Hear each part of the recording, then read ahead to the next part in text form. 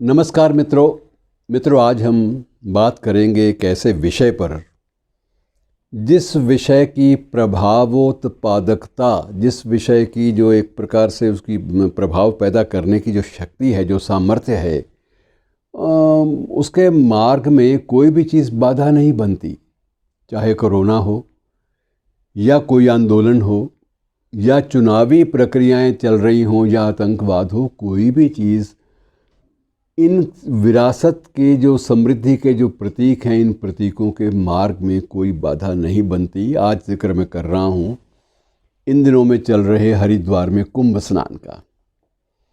अब कुंभ स्नान अपने आप में, इसकी कथा तो आप कई बार मेरा ख्याल में पहले भी हम लोग चर्चा कर चुके हैं और वो चर्चा काफ़ी लंबी है। अगर उसको आज लेंगे तो ये ज़रा बहुत ज़्यादा जो मूल विषय है उससे हम भटक जाएंगे। मैं बात कर रहा हूँ, जो आपसे बांटना चाहता हूँ जानकारी, वो है नागा साधुओं के बारे में। अब नागा साधु मूल रूप से हम लोग इनके बारे में बहुत ज़्यादा हमारा सामान्य भारतीय नहीं जानता। ये ज़रूर जानता है कि ये बहुत तपस्वी लोग होते हैं और बड़े निर्लिप्त और वीतराग होते हैं, लेकिन इनको सबसे पहले इनको अधिकार दिया जाता है कि कुंभ का जब स्नान होगा तो सबसे पहला स्नान ये नागा साधु करेंगे। और नागा साधु मित्रों ऐसा नहीं है कि सिर्फ हरिद्वार में बसते हैं। नागा साधु देश भर से आते हैं, देश भर में इनके अखाड़े हैं अलग अलग स्थानों पर, लेकिन कुंभ के दिनों में ये सब लोग वहाँ एकत्र होते हैं। और सबसे पहला स्नान करने का जो सम्मान है वो प्रशासन की ओर से भी और संस्थानों की ओर से भी और सभी आध्यात्मिक गुरुओं की ओर से भी इन्हीं को दिया जाता है कि सबसे पहले अधिकार इनका है। नागा साधु क्या है, इनको जानना बड़ा ज़रूरी है। नागा शब्द जो है मित्रों, ये शब्द संस्कृत का है और इसका अर्थ पर्वत कहा जाता है कि पहाड़ी जो है, इसका पहाड़ जो है ये नागा का जो पर्याय है वो पहाड़ी होता है। और कई बार इनको पहाड़ी सन्यासी भी लोग कहते थे और कुछ लोग नागालैंड जिसे हम कहते हैं आज, उससे भी इनका संबंध जोड़ते हैं।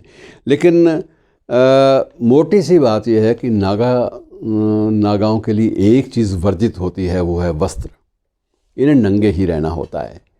और उसके बावजूद आप ये मान के चलिए कि जब कुंभ का स्नान होता है, वो सम्मान होता है इनको सम्मान दिया जाता है, तो उस वक्त कुंभ के स्नान की जो इनकी सवारी होती है उसको कहा जाता है शाही स्नान, शाही सवारी।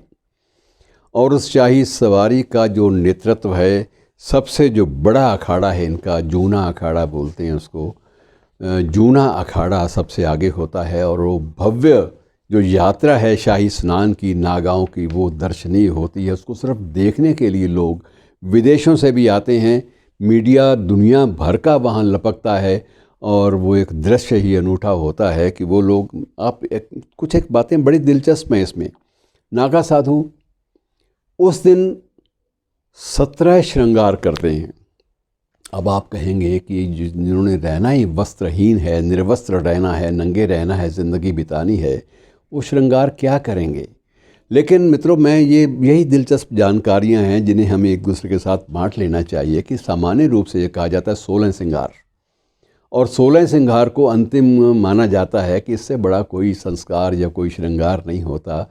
और नागा साधु उस दिन अपने शाही स्नान से पहले 17 श्रृंगार करके एक यात्रा के रूप में निकलते हैं शाही स्नान के लिए। और इसमें ये कहा जाता है कि इस बारे में महिलाओं को ये पीछे छोड़ देते हैं। महिलाएं क्या श्रृंगार करेंगी जो ये श्रृंगार करते हैं। और इसमें जो सबसे बड़ी बात ये है कि इस श्रृंगार में वो कहते हैं कि ये एक विधि है हमारी, जिस विधि के अनुसार हम सिर्फ कुंभ स्नान के समय ही ये श्रृंगार करके निकलते हैं। और अपने इष्ट को प्रसन्न करने का यही एक तरीका है। मित्रों, ये बाद में सूफियों ने और ये संतों ने और संत काल में बहुत सारी बातें आपस में लोगों ने बांटी, लेकिन इनका इतिहास बड़ा विचित्र है। और ये जो कुंभ मेले में ये जो साधु होते हैं, ये देश के 13 प्रमुख अखाड़े हैं जिनसे इनका संबंध होता है। इन 13 अखाड़ों में सबसे पहले जूना अखाड़ा का नाम आता है, और जूना अखाड़ा के जो आचार्य परमाचार्य हैं, जिन्हें आचार्य से भी ऊपर का परमाचार्य का पद प्राप्त है, परमाचार्य महामंडलेश्वर, वो बहुचर्चित स्वामी अवधेशानंद जी हैं। और उनके बाद निरंजनी अखाड़ा का नाम आता है, फिर महानिर्वाणी अखाड़ा है, फिर अटल अखाड़ा है, आवाहन अखाड़ा है, आनंद अखाड़ा है। अलग अलग इस तरह से ये कुल मिलाकर आप ये मानिए कि 13 प्रमुख अखाड़े होते हैं, और इनमें किन्नरों का भी एक अखाड़ा होता है, वो लोग भी इसी तरह से निकलते हैं। और इनकी ज़िंदगी बड़ी दिलचस्प होती है मित्रों, कभी जानकारी अलग से बांटेंगे कि अब ये लोग बहुत कठिन ज़िंदगी जीते हैं। इनका जो 17वां श्रृंगार है, मैं आपको वो चलते हाथ बता दूं, वो होता है राख, भस्म, विभूति। भस्म को भी एक श्रृंगार के रूप में ये लोग लेते हैं, और वो इनका 17वां श्रृंगार होता है। बाकी डमरू श्रृंगार है, तिलक श्रृंगार है, काजल श्रृंगार है, हाथों में कड़ा, एक कमंडल, बदन पे भस्मी, और बाजुओं पर रुद्राक्ष की मालाएं। ये सारे के सारे, माथे पर रोली का रोली का लेप, रोली का तिलक जो है वो लगा होता है, और कमर में फूलों की माला इनके होती है। तो ये बड़ा लंगोट भी उस दिन ये ज़रूर पहनते हैं, बाकी कोई वस्त्र बदन पे नहीं होता। चंदन वो भी इनके श्रृंगार में शामिल होता है। और ये बिल्कुल इनको ज़िंदगी जो है, ये आप मानिए कि बड़ी विचित्र होती है। इनको सदा धूनी के पास रहना पड़ता है, कि धूनी के पास ही रहेंगे तभी भगवान शंकर से इनका जो तारतम्य है वो जुड़ पाता है। और ये अपने आप को भगवान शंकर की परंपरा में मानते हैं, और वही इनके आराध्य होते हैं। यद्यपि जो अखाड़े हैं, अखाड़ों के अपने अपने इष्ट अलग भी हैं, लेकिन समग्र रूप से जो नागा संप्रदाय है, ये भगवान शंकर को अपना आराध्य मानता है। और उन्हें प्रसन्न करने के लिए उनके सामने ये एक समर्पित संत की तरह अपनी प्रस्तुति के लिए ये लोग एक शाही स्नान के लिए 17 श्रृंगारों से सज्जित होकर जाते हैं। और ये मित्रों विचित्र एक प्रकार से दृश्य होता है, जिसमें हमारी जो समृद्ध विरासत है उसके दर्शन हमें होते हैं।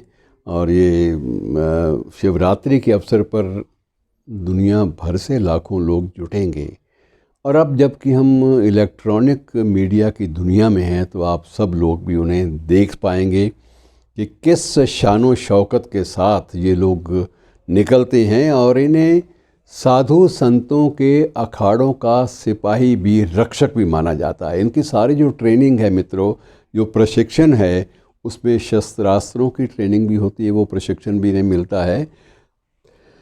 तप और तपस्या के मार्गों का प्रशिक्षण तो इनसे जुड़ा ही हुआ है। और कितने ही ज़्यादा ऐसे क्लिष्ट मंत्र होते हैं जिनका जाप इनको करना पड़ता है, और कई तांत्रिक अनुष्ठानों के बीच में से गुजरना पड़ता है। ट्रेनिंग इनकी, प्रशिक्षण बहुत कठोर होता है। और सबसे पहली बात ये होती है कि जिस दिन एक संप्रदाय में नागा साधु को पूर्ण रूप से प्रवेश दिया जाता है, उस दिन वो जो अन्य काम होते हैं उनमें एक काम ये भी होता है कि स्वयं अपना पिंडदान भी करता है। अपना पिंडदान अर्थात अपने शरीर की मुक्ति के लिए जो भी रस्में होती हैं, जो भी रीति रिवाज होते हैं, वो नागा अपने जीवन काल में अपने हाथों से पूर्ण करता है। और ये विलक्षण जो दृश्य है, कभी अवसर मिले तो देख आइएगा। ये हमारी भारतीय संस्कृति की विविधता और उसके सौंदर्य का प्रतीक है। इनको नग्न अवस्था में 24 घंटे अखाड़े के ध्वज के नीचे खड़े रहना पड़ता है। और उसके बाद इनमें जो पुंसत्व है उसको भी विनष्ट किया जाता है, और उसके बाद ये साधु बनते हैं। और जो गुरु का मंत्र है उसमें इनको अंधी श्रद्धा रखनी पड़ती है, कभी उससे डामाडोल नहीं होते। तो ज़िंदगी में कभी ऐसा नहीं अवसर आया कि जब हमने किसी नागा साधु के चारित्रिक दोष देखे हों, ऐसा कभी अवसर हमारे भारतीय सांस्कृतिक इतिहास में नहीं मिलता। पहनते क्या हैं? सिर्फ रुद्राक्ष और भस्मी सामान्य रूप से। इन दो के अलावा कुछ नहीं होता। तो इस परंपरा को बनाए रखा गया है पिछले हज़ारों वर्षों से, और तब से जबकि पहली बार अमृत कलश की प्राप्ति के लिए देवताओं और दानवों में युद्ध हुआ था। तो ये सारी कहानी जो है बड़ी रुचिकर है, कभी फिर इसका जिक्र विवरण से करेंगे। आज इतना ही कि नागा साधुओं को ज़रूर याद करें, इनके बारे में अध्ययन भी करें। बड़ी दिलचस्प है इनकी जीवन की दैनंदिनी का अध्ययन करना। शुक्रिया दोस्तों।